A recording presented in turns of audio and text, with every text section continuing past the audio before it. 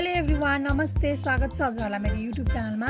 आज चाहिँ म हजुरहरूमा मिक्स अचारको रेसिपी लिएर आएकी छु। यो अचार चाहिँ खानासँग, चिउरासँग, जेसँग खाँदा पनि एकदमै मिठो हुन्छ।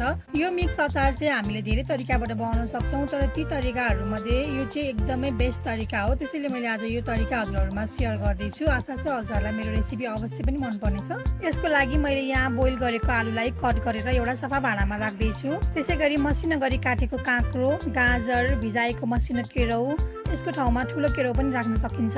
त्यसै गरी मसिनो गरी काटेको प्याज, धनिया, कागजको रस, यो चाहिँ भुटेको जिरा धनियाको धुलो हो। यो अचार मिठो बनाउने भनेको नै यही जिरा धनियाको धुलोले हो।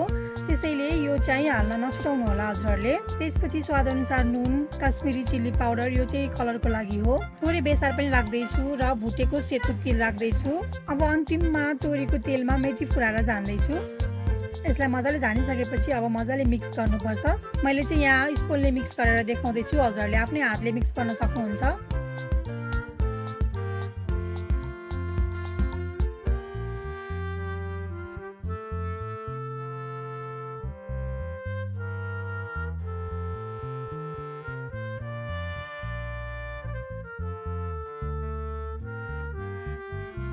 मैले पनि यसलाई आफ्नो हातले नै मिक्स गरेँ। यो चाहिँ हातले मिक्स गर्दा एकदमै मिठो हुन्छ। यदि हजुरहरूलाई ग्रेभीवाला अचार मनपर्छ भने चाहिँ थोरै पानी एड गर्न सक्नुहुन्छ। पानी एड गरेर मिक्स गर्दा पनि एकदमै जुसी बन्छ अचार। मलाई चाहिँ सुक्खा अचार मनपर्ने भएकोले मैले पानी एड गरेको छैन यसमा।